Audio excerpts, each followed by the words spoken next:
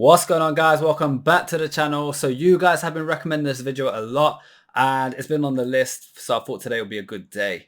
It is called, Are We Witnessing the Greatest Peak in NBA History? Oh. And I think it's going to talk about a certain player apparently, so we're going to check that out. Before we do, guys, Smash that subscribe button because we have reached 100k, but we are not at the finish line. what is the finish line? I don't know. There's no limit. Infinite. Zero, it just keeps going. Guys, let's check this out. What does the best version of the best basketball player we've ever seen look like? Many fans would point out Michael Jordan from 1988 to 1991 as the absolute best version of a player they've ever seen. LeBron from 2010 to 2013 might also be the best version of any player in the game's history. But there have been a lot of great players who have had a lot of incredible seasons. 2000 Shaq, 2016 Curry. Maybe your choice is MVP and Defensive Player of the Year Hakeem in 94, or 03 Duncan, or maybe Bird in 86. But maybe a better way to visualize this question is this: a chart of the 100 greatest three-year peaks in modern NBA history, with box plus minus on the y-axis and win shares per 48 on the x-axis. The further up a player is, the more productive and efficient their peak was. The further right, the larger their impact was on their team's winning. And even towards the bottom of this chart, you'll find some great names like Ray Allen at 78, DeMarcus Cousins at 66. Keep going up and you'll find perennial all-stars and franchise players like Jason Tatum, who is currently in the 46th highest peak over the last 40 plus seasons. Paul George just above him, and Vince Carter at 40. Now, this isn't some perfect method to measure players. Most advanced metrics tend to undervalue defense and overvalue offense, but overall this gives us a great picture of how impactful players were at the peak of their Wow, Luka's there. Near Magic Johnson, man, like Luka. I mean, he's a good player. He was. We're gonna react to more Luka. We do like Luka. He's gonna come up. Powers relative to the rest of the league. And at this point, we reach all-time great peaks. The guys who can carry an entire team. Luka at 15, Magic Johnson at 11, Stephen Durant at 7 and 6, James Harden and his best three-season stretch just ahead of them, Giannis with the fourth highest individual peak, and head and shoulders above everyone else with almost identical. That's why the GOAT debate is so difficult. Identical peak numbers are Michael Jordan and LeBron James. Clearly the two best peaks we've ever seen. Until Nikola Jokic showed up and completely blew the lid off of just how valuable one player can be to his team. Is Nikola Jokic the best version of any basketball player? We reacted to him. So apparently, Jumba told you on our reaction to him, I said he's what people say he is the best player today. So that's statistically, that's what it looks like. Better than Michael Jordan. Well, statistically, yeah, and LeBron James, as you saw, you've seen it. Ever?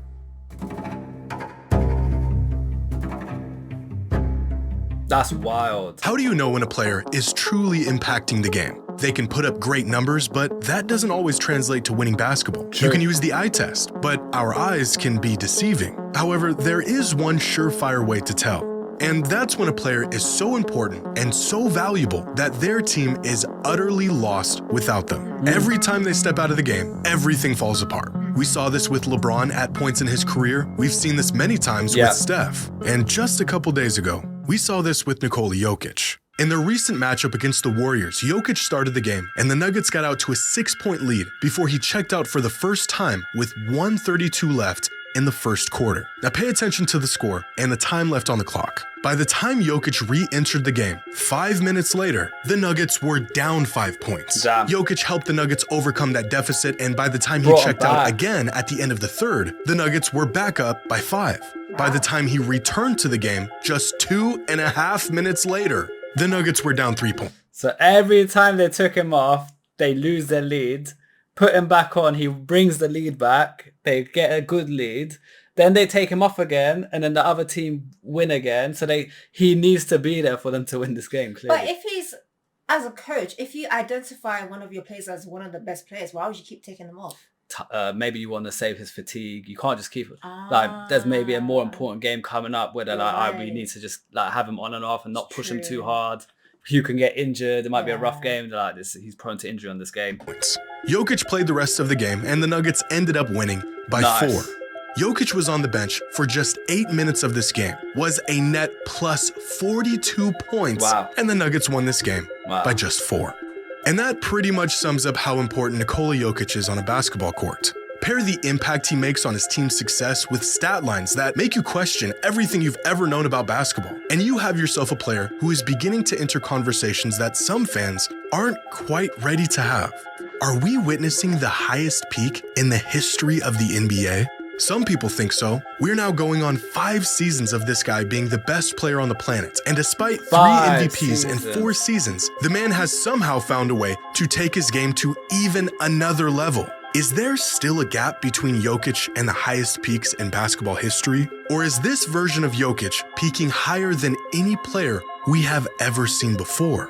Well, there's a pile of evidence that suggests he is. So far this season, when Jokic is on the floor, the Nuggets score 31 more points per 100 possessions. Wow. Which means Jokic is single-handedly the difference between the Nuggets being one of the best offenses in NBA history and one of the worst. But the absence of any great offensive player will wreak havoc on a team. It should be expected that a system will struggle when you take out their most valuable and important player. From 2015 to 2017, the 3-year offensive peak of Steph Curry's career, the Warriors scored 15 more points per 100 possessions when he was on the court versus when he wasn't. And Steph's offensive value throughout this 3-year stretch had become the gold standard in the modern NBA. According to Cleaning the Glass, which has a database that dates back to 2004, no other player over the last 21 seasons has been able to match Steph's offensive impact. LeBron came relatively close from 2008 to 2010, elevating the Cavs' offense by 13.5 points per 100 possessions. Peak Chris Paul and Steve Nash were the catalyst to 2 incredible offenses.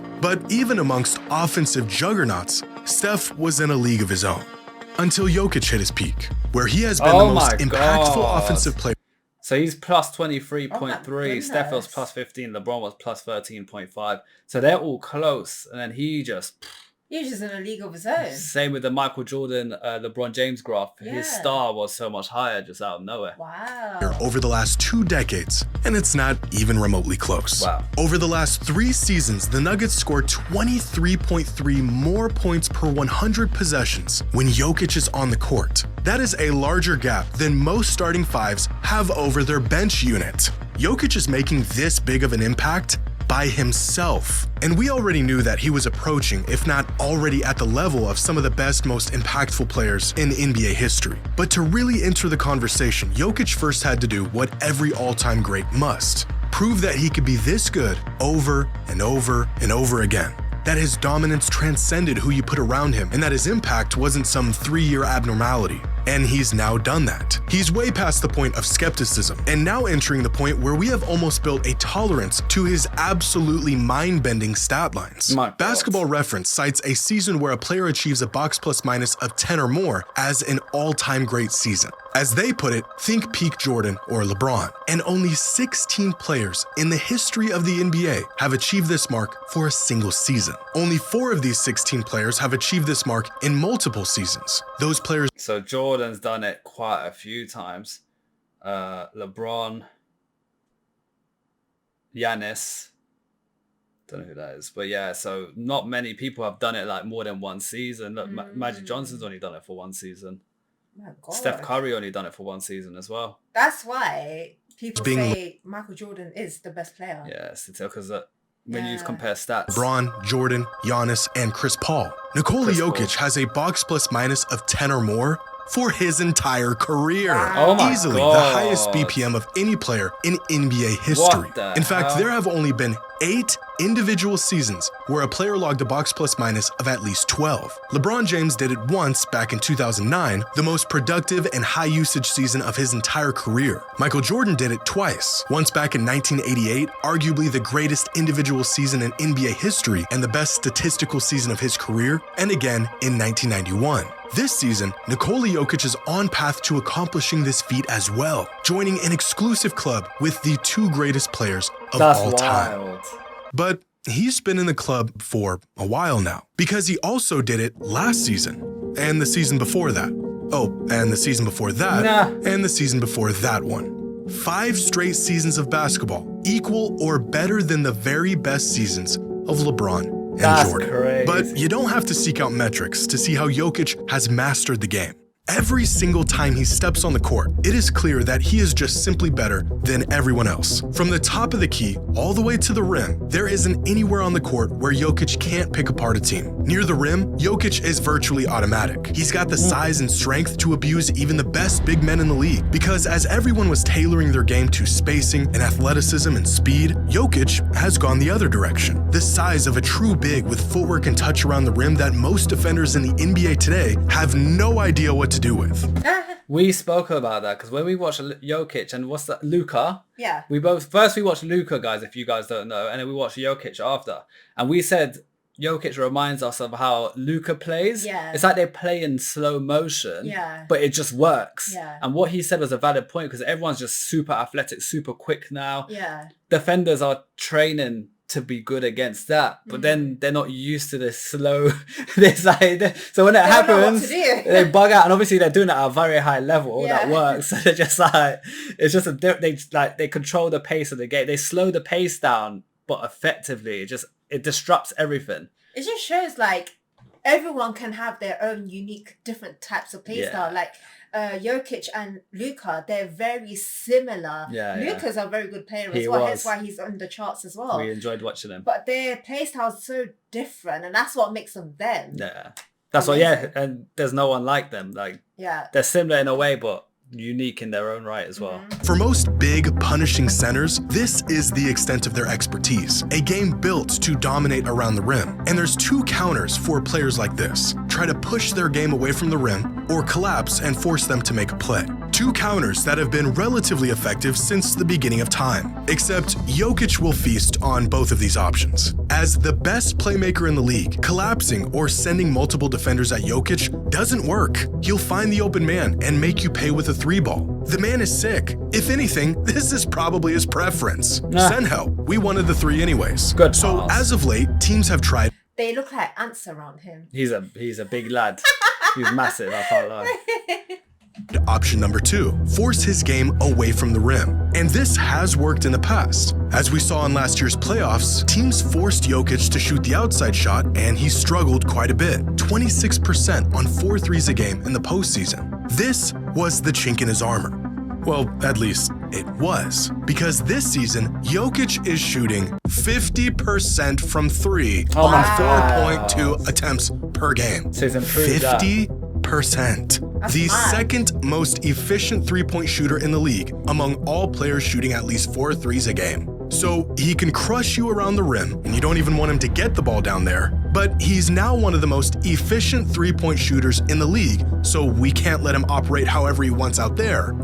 I think what happened is that he probably upped his skills. Yeah, 100%. He clocked that's statistically where he lacks. Yeah. So off season, he probably just was shooting 3-pointers all day long. And now look, so they can stop him from getting inside that ring, but he's like, cool, say no more, just do a 3-pointer. I've been practicing this, That's what makes a great player. Yeah. Analyzing your weakness, accepting that that's your weakness, and developing that skill. So let's play him close. Put a big body on him, deny the passing lanes, and get physical. Again, a tactic that worked against Jokic about as well as any other. Except that doesn't work either. Because Jokic also has the ability to put the ball on the floor and go downhill, which shouldn't be possible for a guy his size, but he does it. And once he gets to the middle of the floor, well, now you've lost. In the NBA, a player's gravity is a concept that has really become one of the most valuable things to possess. Good pass. This is what offensive gravity looks like. When Jokic gets to this spot, the defense completely sinks in and bends however he wants it to.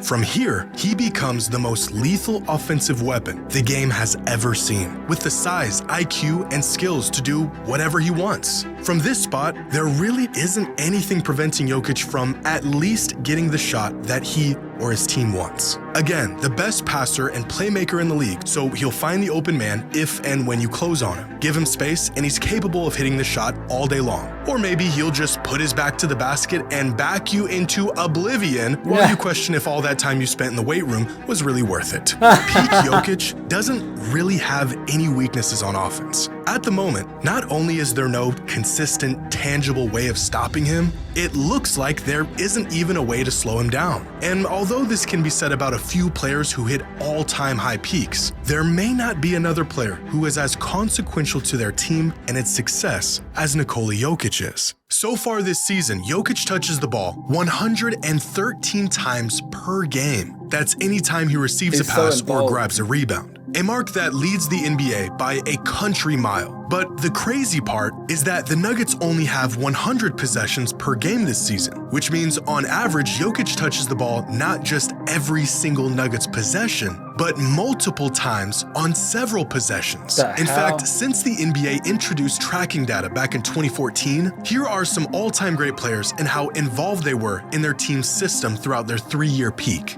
how many touches per possession they were getting. And across the board, all of them are floating between 0.6 and 0.8 touches per team possession, with LeBron, Harden, and Luka carrying the heaviest load of anyone. Luka even approaching a 1-to-1 touch-to-possession ratio throughout the last 3 seasons, the Mavericks needing him to be involved in nearly every possession. And still, Jokic is on a whole nother level, where he is being utilized on virtually every single possession in every single game He's the main for character. 3 straight. He's the main character of the Nuggets. Yeah, he is. He's like, you know when you play, let's just say, a basketball computer game, Yeah, and 2K. you pick your character. Yeah. You are literally the main character. He's the main character. He created his character, made him super tall, super like 999 stats all over. Listen. And they're just using him. My guy used cheat codes. Yeah, cheat codes to get top stats. Yeah. Seasons. So not only does Jokic statistically contribute He looks like a creative character as well.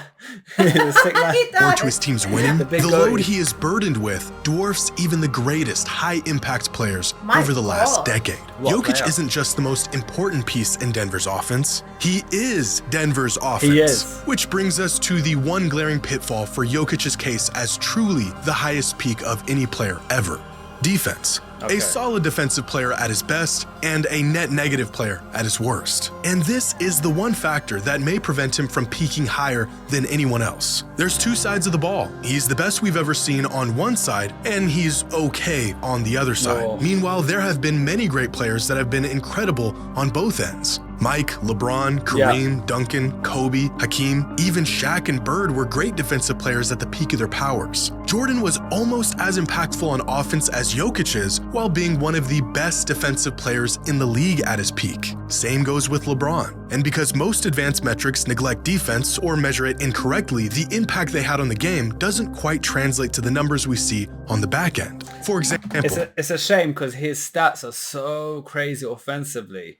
It would have been nice to see some like if you can. I'm not saying he has to match it to that level, but you expect someone that good to have the all-round defense and offense, like MJ, like LeBron. They are super offense, but they can play defense very well. It would have been nice to see defense from him. Yeah, I get you, but the thing is, like, it's not too late for him to practice on that, to up his skill now. Like, for example, when the opposing team recognize that they have to make sure he doesn't get in that closer to the net, they obviously push them him out in the 3-pointer, and then when he try and make the shot, he can't make it. And clearly after that, he was making a shot, so he realized, okay, I need to improve myself and make myself more of an asset. I need to make sure I'm getting these shots. So now hopefully he can think, okay, how can I improve myself even more? Let me start defending. Yeah, learning the proper ways of defense. And he can. He can. He's so big. Yeah. You'd hope he could block the rim or something. He can. I think he just doesn't focus on that. He's just thinking, let me just the attack. hit What's the next points. attack? Yeah. Yeah. Sometimes they say offense is the best defense. That's just, something they say. But guys, comment what you think on that. this season, even the best all-in-one metric, estimated plus minus, has Jokic in the 92nd percentile on defense with an EPM of plus 1.4, ahead of players like Drew Holiday and Jason Tatum. This same metric has peak DPOY candidate LeBron at a defensive EPM of just plus 1.2, which is worse defensively than Jokic this season. And it doesn't take an analyst to know Jokic and 2013 LeBron are worlds apart on the defensive end. Where Jokic gets the benefit from virtually every metric we look at, some other players may not. And I don't know if unprecedented offensive mastery is enough to overcome the fact that Jokic is considerably worse on defense than others are. At least, I don't think so. But when I actually watch Jokic play, it's not the metrics, but my eyes that tell me he's influencing and impacting the game just as much as anyone I've ever seen. It feels a bit weird to put Jokic in the same conversation with a peak Jordan or a peak LeBron, two players who have essentially been levitating above everyone else. As valuable as Jokic is, I witnessed a man carry second-rate teams to the finals over and over and over. And contending with the greatest player of all time is a task that no one has ever been able to pull off. But everything, from the metrics to the eye test, says he is truly that caliber of player right now. The man has been the best player in the world for half a decade. Yeah, that's wild. So ask yourself, how many players in NBA history have been the best player for more than 2, maybe 3 years at a time? There has been a lot of guys who've worn the crown, but how many held on to it for extended periods? The list isn't very long. Kareem, Bird, Magic, Jordan, Shaq, Duncan, LeBron, maybe 6 or 7 players in the league's history? Well, whatever list you came up with, Jokic is now on it. And he isn't just the best player on the planet today. He is one of the best versions of any player ever. Wow. And what I will say, guys, he's the first white guy on that list from the looks of it. Larry Bird? He wasn't mentioned on that list at the end. All the names mentioned were Steph Curry, to be honest. Steph Curry wasn't on there either. On the last bit. He's doing it for the white man. Yes.